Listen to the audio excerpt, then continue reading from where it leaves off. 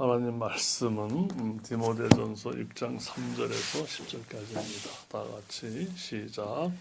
누구든지 다른 교훈을 하며 바른 말 곧 우리 주 예수 그리스도의 말씀과 경건에 관한 교훈을 따르지 아니하면 그는 교만하여 아무것도 알지 못하고 변론과 언쟁을 좋아하는 자니 이로써 투기와 분쟁과 비방과 악한 생각이 나며 마음이 부패하여지고 진리를 잃어버려 경건을 이익의 방도로 생각하는 자들의 다툼이 일어나느니라. 그러나 그런 마음이 있으면 그는 큰 이익이 되느니라. 우리가 세상에 아무것도 가지고 온 것이 없으며 또한 아무것도 가지고 가지 못하리니 우리가 먹을 것과 입을 것이 있은즉 족한 줄로 알 것이니라. 부하려 하는 자들은 시험과 올무와 여러 가지 어리석고 해로운 욕심에 떨어지나니 곧 사람으로 파멸과 멸망에 빠지게 하는 것이라. 돈을 사랑함이 일만하게 뿌리가 되나니 이것을 탐내는 자들은 미혹을 받아 믿음에서 떠나 많은 근심으로써 죄를 찔렀도다. 아멘. 자, 며칠 있으면 이제 성탄절이 돌아옵니다. 성탄절은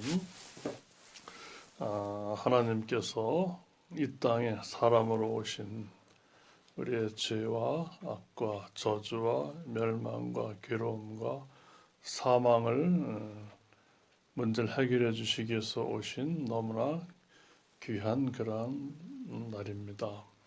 그래서 어떤 이들은 이 성탄절이 날짜가 안 맞는다. 이방 종교에서 어떤 것을 따르는 그날을 택했다 이렇게 주장해서 성탄절을 지내는 것 자체가 기독교 잘못됐다 이렇게 얘기하는 분들도 있습니다. 그것도 어느 정도 일리가 있습니다. 하지만 그것이 설령 다르다 하더라도 하나님께서 이 땅에 오셨다는 사실, 또 하나님의 아들이 이 땅에서 우리를 죽음에서 건지기 위해서 왔다는 그 사실, 그 자체가 진리이지 그 날짜 때문에 기독교가 잘못됐다 이것은 필요 이상으로 까딱하다 보면 진리를 훼손하는 쪽으로 잘못 갈 수도 있습니다. 그래서 그런 부분은 좀 많은 의견들이 있지만은 그게 큰 그런 사안으로 여겨지지는 않습니다. 그래서 우리가 정말 주님께서 날 위하여 죽으시고 하나님 앞에 범죄한 우리의 고집과 악함과 자만심과 교만심을 정말 죽이심을 우리가 믿고 예수님께서 죽으실 때 우리가 함께 죽고 또 갈라디아서 말씀처럼 우리가 이제 사는 것은 그리스도와 함께 사는 것임을 알고 그것을 이제 경험하며 누리는 자들은 이 사실을 우리가 부인하기가 어렵습니다. 그래서 날 위하여 죽으셨구나. 우리를 위하여 이 땅에 오셨구나. 나의 고집과 아집과 고집을 내 못돼 먹은 하나님께 반역한 아담의 그 본성을 다 죽이셨구나. 이것을 우리가 경험한 가운데 받아들이시고 우리가 그리스도와 함께 죽어버렸으면 내가 그리스도와 함께 십자가에 못 박혔나니 하는 그 경험을 우리가 성령께서 알게 하셔서 하면은 내가 그리스도와 함께 십자가에 못 박혔나니 그런즉 이제 내가 사는 것은 내가 아니요 그리스도께서 사신 것이라.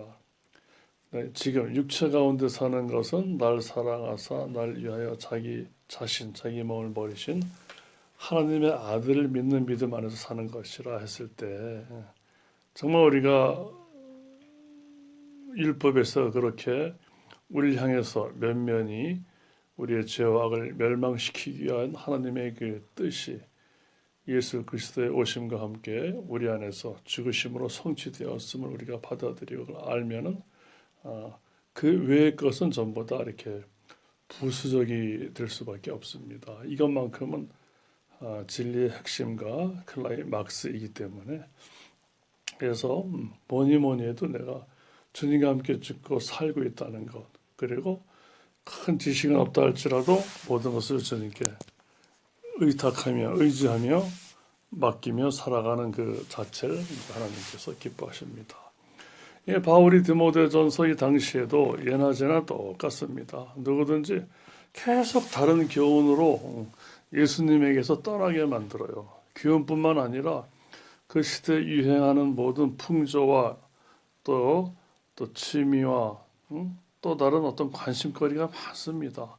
하지만 하나님께서는 뭐냐면 주 예수 그리스도의 말씀과 경건에 관한 교훈을 따르지 아니하면 우리 이 기독교를 많은 종교와 학문 중에 하나라고 보면은 이 말 뜻이 굉장히 좀 독선적이고 한마디로 뭐 너네만 뭐 진리가 있냐 이렇게 비난받을 수도 있습니다. 그러니까 예수님을 모르거나 하나님을 모르면 그렇게 말할 수밖에 없죠. 근데 우리는 맹목적으로 우리 기독교가 최고야 예수님을 교주로 삼는 그런 종교가 아닙니다. 사람이 많아가지고 진리고 아니고 뭐 비진리고 이런 것이 아니라 최지 성령께서 예수님께서 어떠한 사랑을 베푸셨는가를 우리를 인격적으로 우리 알게 하십니다. 그래서 이거를 어떻게 부인할 수가 없게 하나님께서 인도하셔요. 그 수많은 관심과 진리와 욕심과 하고 싶은 것이 있다 하더라도 주님의 그 사랑 안에 우리를 딱 노출시켜 버리면 이것이 그렇게 무모한 생각이었구나. 이걸 수시로 성령께서 알게 하셔서 예수님께서 자꾸 돌이키게 만드십니다. 여러분 회개가 뭔지 아십니까? 회개는 예수님의 죽음에 대하여 내가 일생 동안 양심의 가책을 느끼는 게 회개입니다. 내가 죄졌습니다. 훔쳤습니다. 욕했습니다. 마음속으로 간음을 행했습니다. 큰 미워서 때려 죽이고 싶었습니다. 이런 것도 다 회개지만은 궁극적으로 뭐가 있냐 우리 안에 예수님으로 인해서 예수님 때문에 죄와 악에서 우리를 해방시켜 주신 온전한 체험과 확신이 있는 사람에게는 일생 주님 죽으심에 대해서 우리의 양심이 계속 찔림을 받는 겁니다. 그게 바로 회개예요, 회개. 그래서 일일이 이거 하지 마라, 저거 하지 마라, 저거 나쁜 것이다 이렇게 하지 아니하여도 주의 죽으심만 생각하면 우리가 아무 우리의 뜻을 주장을 할 수가 없다라고 하는 것이 그 자체가 바로 회개의 일상적인 과정입니다. 그래서 우리가 우리 몸이 통제가 되기도 하고 우리의 욕심이 우리 스스로 기꺼이 기쁨으로 꺾어지기도 하고 또 우리가 또 혹여 또 잘난 척했으면 이것이 정말로 비정상적인 나의 행태였구나 이걸 또 알게 하셔가지고 왜 전부 다 주님의 죽으심하고 다 통한 우리의 삶을 우리가 아담의 범죄를 통했기 때문에 아담의 범죄는 반드시 죽으리라. 하나님께 범죄하면 죽는다는 거예요. 그 죽음을 예수님께서 친히 그림으로 다 보여주신 거예요. 카더라가 아니라 그 당시 많은 사람들 앞에 큰 영화의 한 장면처럼 뚜렷하게 어떠한 죽음으로 반역적인 아담의 그 고집을 죽여버리셨는가를 보면서 통해서 지금은 그 말씀을 들으면서 우리가 충분히 성령께서 우리를 자아를 죽었음을 알게 하시는 거예요. 그래서 우리가 이 신앙한다는 것이 이렇게 참 감사하고 기쁜 것이지. 뭐 목사님들한테 가서 눈도장 받아가지고 목사님 저하고 으쌰 내가 돈 많이 벌면 큰 건물 줘서 교회 크게 합시다. 이런 게 신앙이 아닙니다. 그런 거는 정말 주님을 이런 사랑이 너무 감사해서 하나님을 모르는 곳에 조그만 시설이 필요하면 조그맣게 이렇게 아름답게 할 수 있는 것이죠. 그러니까 그 자체가 신앙이 아닙니다. 그러니까 오늘도 본문에 뭐냐면 주 예수 그리스도의 말씀과 경건에 관한 교훈을 따르지 아니하면 어떻게 되면 무조건 그는 교만해지고 아무것도 알지 못하고 무식해지고 또 쌈박질만 한다는 거예요. 말로 변론과 언쟁을 좋아하고 투기와 분쟁과 비방과 악한 생각이 난다는 거예요. 왜? 우리 주 예수 그리스도의 말씀과 경건에 관한 교훈을 따르지 아니하면 또 쉬운 말로 뭐죠? 하나님을 사랑하지 아니하면 이렇게 된다는 거예요. 우리 자꾸 구약의 하나님, 신약의 하나님 나눠가지고 신약의 하나님은 구약의 하나님이 아니다 뭐 이렇게 오해도 하고 해서 수많은 다른 종파들이 이렇게 만들어지기도 합니다. 해왔고 지금도 역시 테이블 밑에서 그렇게 하시는 분도 있지만은 이거 예수님이 어떤 분인가 알면은 같은 하나님이신 걸 알게 하셔요. 하나님이 이 땅에 오셨구나. 하나님의 아들이 이 땅에 오셨구나. 이거 알게 하셔요. 그래서 어떻게 하나님께서 사람으로 오셨는가 여기에 대해서 굉장히 어떤 죄송스럽고 당황하고 송구하고 우리가 이 하나님의 어떤 그 은혜와 그 자비를 우리가 의도적으로 잃어버리려고 해도 잃어버리지 못하게 만드셔요. 이게 참 이게 감사하죠. 그러니까 성령께서 지키시는 것이죠. 그게. 이런 자들은 뭐냐면 진리를 잃어버려 경건을 자기의 유익한 방향으로 뭐든지 자기의 명예든 이름이든 자기 자랑이든 물질이든 하여간 자기 하나님의 유익이 아니라 자기 이익의 방도로 만든다는 말이에요. 이렇게 주님의 말씀을 따르지 아니하면. 그러면서 우리 6절 읽어볼까요? 그러나 자족하는 마음이 있으면 경건은 큰 이익이 되느니라. 하나님께서는 제일 좋아하시는 게 이 자족하는 마음이에요. 우리가 어디 있든지. 누구든 다 답답해요. 자기의 지금의 현실의 그 상황을 싫어해서 자꾸 현실을 자꾸 부정하고 싶어요. 그래서 좀 더 나은 나의 모습, 좀 더 부유해진 나의 모습, 좀 더 멋있어져가지고 사람한테 좀 뭔가 좀 색다르게 보여주고 싶은 마음. 조금 더 쉬운 말로 해서 자기 자신을 좀 신비롭게 여기려고 하는 마음이 있어요. 남들이 봐도 나를 좀 신비롭게 봐줬음. 그래서 무슨 어떤 연예인을 보면 뭐 여신이다 해가지고 좀 신이 될 정도로만큼 아름답다는 뜻인데 그게 다 자기 자신을 보여. 사람이 아니라 물론 이제 하나의 이제 조금만 내 얘기지만 신처럼 내가 이렇게 대단한 미모가 갖고 있다 이런 거 어떻게 구별하게끔 하는지 그런 용어로 볼 수 있는데 그게 그런 사람들뿐만 아니라 누구나 다 나 자신을 자꾸 이렇게 좀 한마디로 대단하게 여기려고 하는 마음이 있다는 거예요. 그 첫 번째 대표적인 선수가 바로 아담과 하와예요. 사람 주제에 하나님처럼 지가 신비로워지고 싶어서 하다가 그렇게 아주 좀 어리버리한 존재가 돼서 이렇게 그 속성이 우리에게도 구원받은 우리에게도 자꾸 문득 우리를 자꾸 찔러요. 넘어지게 하는 거예요. 악한 마귀가 우리를 우는 사자처럼 우리를 찾아다니면서 믿는 자라도 쓰러뜨리려고. 그러니까 굉장히 우리가 두려움으로 조심하는 것도 있지만 주 예수 그리스도의 공로와 감사함으로 우리가 떨리는 마음으로 우리가 경계해야 되는 거예요. 사실은 우리가 예수님 믿으면 나 자유 얻었어 할렐루야 해방하고 그들은 그 자유 얻었으니까 나 이제 막 살아도 이런 사람도 있겠지만은 그 성경하고 전혀 다른 그 성경을 믿는 거죠. 그래서 7절 읽습니다.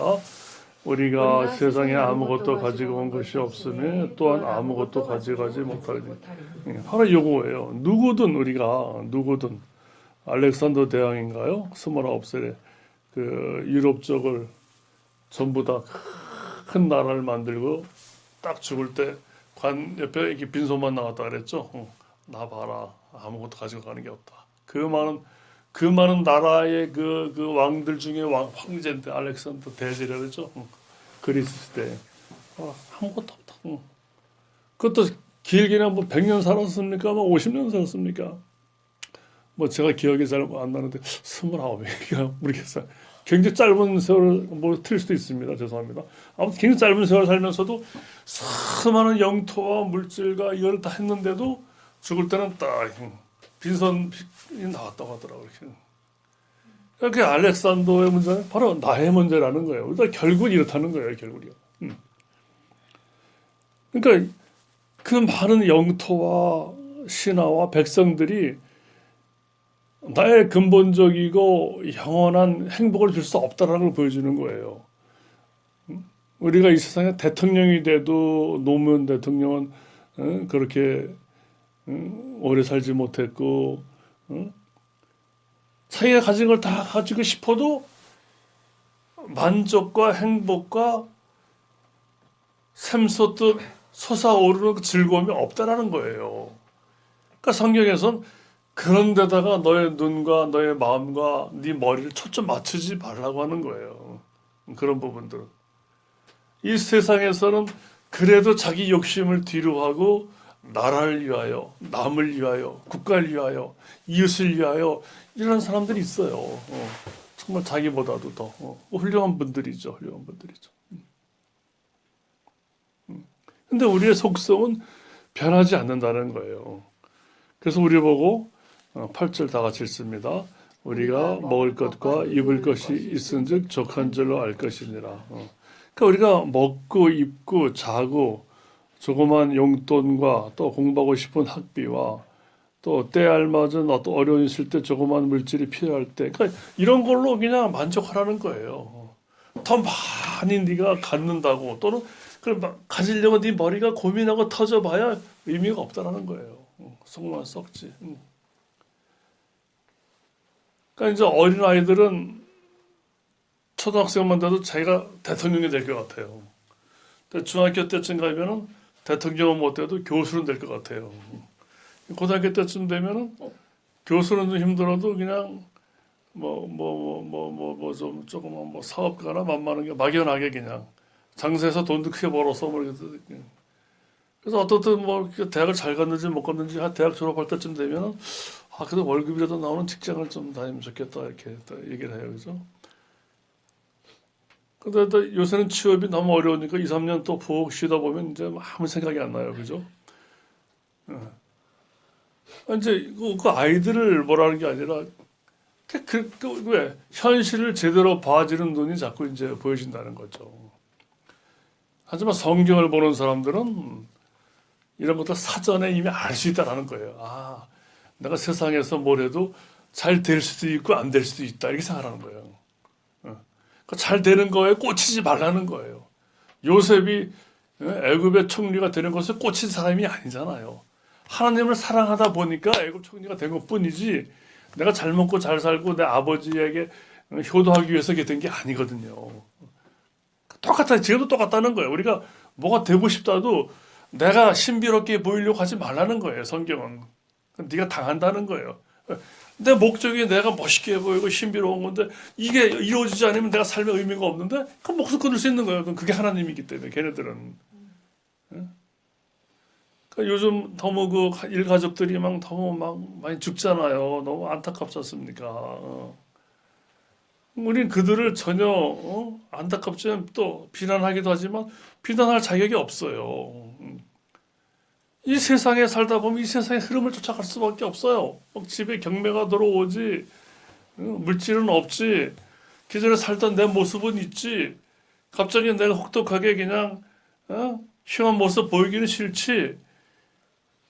그러니까 내 자식이 뭐 내 목숨입니까? 내 목숨을 내가 끊어도 큰 범죄인데 내 자식을 어떻게 그게 같이 이렇게 하고 할 수 있냐 그 얘기예요. 하나님께서 주신 그 자살하는 그 아빠도 그래. 그래서 자기 목숨이 자기 아니거든요. 내게 아닌데 왜 함부로 하냐 그 얘기죠. 근데 그들 하나님을 모르니까 그런 선택을 또 할 수밖에 없는 그 모습을 보면 참 안타깝죠. 안타깝고 비난할 수가 없죠. 왜? 하나님을 모르니까. 알면은 참 그런 선택하기가 힘들죠. 뭐 어떤 경우는 어느 목사님이 지하에서 하도 목회가 안 되니까 자살했다는 말도 있으니까 옛날에. 뭐 무슨 할 말이 있겠어요. 믿는 자들이 이런 상황에. 근데 하지만 뭐예요. 그러니까 일용할 양식을 갖고 충분히 우리가 기뻐할 수 있다는 거예요. 하나님 찬송하고 앞으로 내 꿈이 이루어지지 않건 지난날에 내가 어떤 부끄러움을 당했건 상관없이 지금 먹을 것과 입을 것이 있으면 족한 줄로 알 것이라 행복한 줄로 알라 이게 행복한 이건 하나님의 영감을 받은 바울 선생님의 말이기 때문에 이 말이 사실이라는 거예요. 그러니까 우리는 이렇지 않고 자꾸 세상의 기준으로 보니까 제가 더 멋있는데 나는 왜 이러니까 세상 잣대로 아담과 하와가 하나님은 저렇게 영어로운데 나는 뭐야, 하나님하고 비교하다 보니까 뭐가 돼요? 그러니까 마귀의 부하가 돼버리듯이 지금도 똑같은 거예요. 자, 우리 9절 10절 읽고 마칩니다. 시작. 부하려 하는 자들은 시험과 올무와 여러 가지 어리석고 해로운 욕심에 떨어지나니 사람으로 파멸과 멸망에 빠지게 하는 것이라. 돈을 사랑함이 일만하의 뿌리가 되나니 이것을 탐내는 자들은 미혹을 받아 믿음에서 떠나 많은 근심으로서 자기를 찔렀도다. 그러니까 여기서 부하려 하는 자들, 돈이라고 어느 시대에 만족할 만큼 부를 또 이렇게 소유한 사람은 이제 없습니다. 또 어떤 사람은 이렇게 부지만 어떤 사람은 또 자기 이름이야, 이름, 명예, 내 이름을 누구야, 사울도 내 이름, 압살롬도 자식이 셋인가 있었는데 그 열왕기상하나 역대를 보면은 있었는데 자식이 없어서 자기 기념비를 만들었다, 그런 말이 있어요. 그런 자들은 뭐 돈도 중요하지만 자식이 없음으로 인해서 나를 기념할 사람, 자식. 그래서 뭐 이렇게 열왕기 하에도 나오죠. 어떤 사람에게 물질, 어떤 사람에게 내 이름, 또 어떤 사람에게는 내가 가장 높아지는 거. 이것이 여기서 이 당시에 이제 부하려는 거. 그러니까 내가 자꾸 높아지려고 하면, 내가 자꾸 돈이 많아지려고 하면, 내 이름을 길이길이 빛내려고 하면 이게 전부 다 하나님하고 상관이 없다는 거예요. 이게 지금 이 사람들은 반드시 뭐 시험과 올무 해로운 욕심에 떨어지나니 결국은 파멸과 멸망에 빠진다는 거예요. 이게 어느 무슨 철학자가 얘기한 게 아니라 하나님의 영감을 받은 하나님의 말씀이에요. 이게 우리 보고 이렇게 하시면 이렇게 슬프고 비참하고 이렇게 씁쓸하고 이상한 삶 살지 말라는 거예요. 이렇게 하면 너 반드시 통곡하고 너 자신이 누군지도 모르고 간다는 거예요. 이게 또 특별히 돈을 사랑함이 일만하게 뿌리가 돼. 이 돈을 사랑한다는 거는 내가 많은 돈을 쌓아놓고 여기에 그냥 꽂혀서 사는 것도 말이지만 돈이 설령 없어도 그러니까 돈 때문에 돈. 내가 저 남자하고 시집가고 싶은데 저 남자가 나한테 오질 않아. 그래서 죽을 때까지 그 남자는 이미 장가 갔는데 끝까지 그냥 저 남자 이것도 저 남자를 끊임없이 마음속으로 소위 여기서 사랑하는 거예요. 다 부질없다는 거예요. 그 짓 하지 말라는 거예요. 돈이 있든 없든 거기에 꽂히지 말라는 거예요. 또 특히 저 고3 수험생들은 공부를 하느라고 뭐 지쳤지만 꼭 그 무슨 대학 아니면 안 된다. 거기에 꽂혀가지고 그거 아니면 집안이 막 흔들리고 엄마 아빠까지 그냥 막 초조해지고 이렇게 하지 말라는 거예요. 그건 공부라는 건, 물질이라고 하는 건, 내 이름이라고 하는 건 요셉처럼 하나의 수단인, 내가 하나님을 사랑하다 보니까 수단으로 다 주어진 것뿐이고, 아브라함이 애굽과 어디에 어느 이방 땅에 갔을 때 실수했지만 하나님께 돌이켰을 때 내가 나오다 보니까 많은 재물들이 뒤에 붙었듯이 하나님께서 주시는 그냥 선물일 뿐이지, 거기 아브라함이고 요셉이고 물질과 그 자기 이름에 총리 꽂히면은 그게 이루어졌겠습니까? 이루어졌다 하더라도 그네들이 그렇게 아름다운 삶을 살 수 있겠어요? 세상 사람하고 똑같이 지자랑하다가 이렇게 하다 그냥 가는 거죠. 얼마나 그게 좀 초라해 보입니까? 반드시 뭐 돈을 사랑하든 자기 명예를 사랑하든 너무너무 지나치게 자기를 신비롭게 보이려, 예수님은 하나님이신데 신비로우기는커녕 뭐야, 가장 하찮은 거지보다 더 못한 그런 신분으로서 뭐야 제자들의 발을 씻겼어요. 그 먼지부 때뭐 노예나 할 수 있는 그 제자들의 그 더러운 발을 씻겼다는 거예요. 예수님도 그 신비로우신 하나님이 우리 보고 좀 제발 통밥주 굴리지 말라는 소리예요. 이렇게 그럼 너는 굉장히 고통당하고 슬퍼지고 재미없다는 거예요. 반드시 그네들은 뭐예요? 돈을 사랑하든 자기 명예를 사랑하든 너무 자기 취미를 좋아하든 어디에 빠져버리면 뭐예요? 다 악의 뿌리가 되고 이를 탐내는 자들은 미혹을 받는다는 거예요. 믿음에서 반드시 떠나고 결국은 파는 근심으로 자기를 찌른다는 거예요. 자, 돈이 많아요. 공부를 많이 해 사기가 10개 돼요. 내 이름이 너무 높아요. 그네들이 산속에 사는 조그마한 어떠한 그 아저씨나 할아버지보다 더 행복하다는 보장이 어디 있어요? 그래서 더 많은 걸 하고 싶어요. 또 더 많은 거.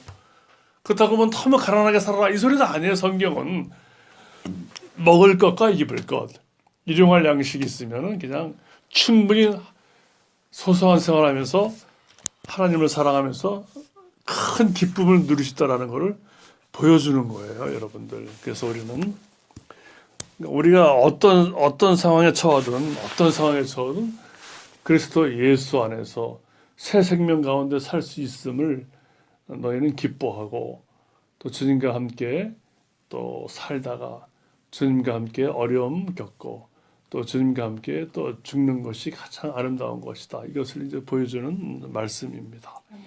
우리 모두 우리 청소년이든 어른이든 노인이든 이렇게 이것만큼은 우리가 꼭 감사할 부분이에요.